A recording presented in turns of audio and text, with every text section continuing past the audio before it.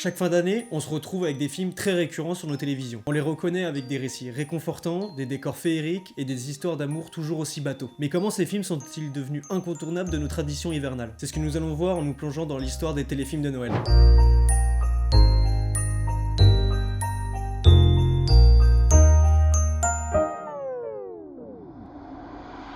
Avant que la vidéo commence, restez bien jusqu'au bout car j'ai une annonce à vous faire. Nous sommes dans les années 50 qui était l'explosion de la télévision. À cette époque, la télévision qui est de plus en plus populaire et les divertissements plus légers et réconfortants se fait sentir. Parce qu'on se rappelle que nous sommes littéralement 5 ans après la Seconde Guerre mondiale. Les chaînes de télévision commencent alors de plus en plus à diffuser des programmes de Noël. D'abord sous forme de pièces de théâtre filmées, mais aussi des comédies musicales. Ça a captivé quand même beaucoup de gens d'avoir ce genre de divertissement, surtout en période hivernale. Cependant, ce genre de programme n'est pas bien exploité. Les gens regardent mais sans vraiment s'y intéresser. Ce n'est que 20 ans plus tard, en 1970, que les téléfilms de Noël ont commencé à voir le jour et à ressembler aux téléfilms de Noël qu'on peut voir aujourd'hui. Les gens étaient captivés par le phénomène. Une histoire qui reste prévisible mais toujours chaleureuse, les mêmes décors à chaque fois, le rouge qui pète à l'œil, les romances créées sur du vide, bref, de quoi retenir le spectateur pendant une heure. Parce que oui, les téléfilms dépassent rarement la fameuse heure et demie qui pendant longtemps était la règle pour définir un film. Vers la fin des années 90 et début 2000, le phénomène prend vraiment de l'ampleur. À tel point qu'une chaîne spécialisée du nom de Hallmark a décidé de créer son countdown de Noël.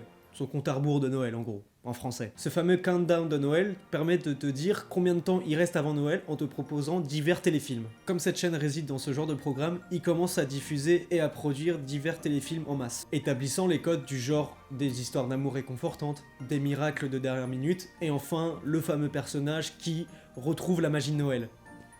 Ça bougera pas. Tout cela se tourne au Canada, ce qui crée des productions pas très chères. D'ailleurs, c'est pour ça que le budget max d'un téléfilm de Noël est de 2 millions de dollars. Par rapport à certains films qu'on peut voir au cinéma, c'est rien du tout, c'est vraiment de la merde. Hallmark a su donc créer et maîtriser l'engouement autour des téléfilms de Noël, puisqu'en France, dès le début des années 2000, tous les téléfilms de Noël qu'on pouvait voir sur nos chaînes provenaient de leur production, qui a commencé à créer une hype aussi chez nous. Mais le succès de ces téléfilms repose sur une recette bien précise. Imaginez un village pittoresque, recouvert de neige, de sapins magnifiquement décorés, ainsi qu'un marché de Noël animé. Ajoutez cela un protagoniste, souvent une jeune femme ambitieuse, qui bosse dans un truc de mode à New York, parce que c'est toujours comme ça, et qui retourne dans sa ville natale pour les fêtes, et qui retombe sur son amour d'enfance.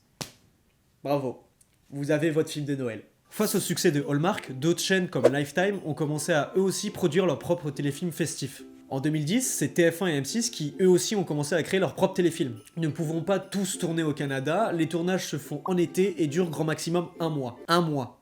Pour que 6 mois après, il y ait le téléfilm de Noël. Est-ce que vous vous rendez compte de comment c'est compressé ?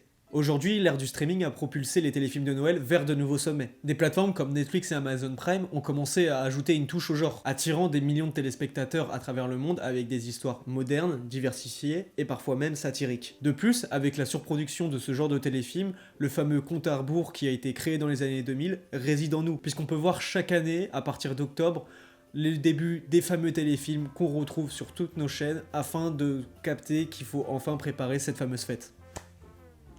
Ou nous prendre de l'argent, choisissez votre préféré. Mais pourquoi ces téléfilms ont-ils un succès année après année? Est-ce que c'est la nostalgie, la simplicité ou même le réconfort que ça peut nous apporter? Je pense que la réponse réside dans un peu tous ces critères. Il est possible de se poser, croire en la magie et partager de l'amour. Alors certes, ces téléfilms ont des défauts. On leur reproche principalement d'avoir des intrigues très répétitives et des personnages très stéréotypés. Mais même si ça fait partie du charme de ce téléfilm, le public sait à quoi s'attendre et c'est exactement ce qu'il recherche. En fin de compte, l'histoire des téléfilms de Noël est celle d'une tradition qui permet aux gens de se rapprocher année après année. C'est une histoire d'évasion, de réconfort et de magie de Noël qui, peu importe l'époque, reste vivant à travers nos écrans.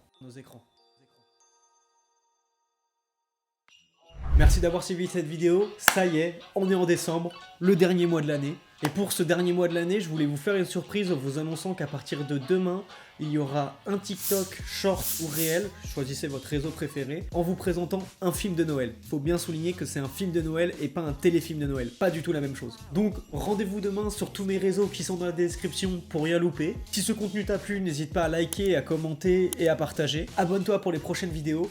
Salut! Ah et en fait, c'est la deuxième anecdote qui était fausse, hein. J'ai jamais eu de gotte dans le cul, hein. Au revoir. On va terminer comme ça la vidéo. Allez. Christmas, just like the ones I used to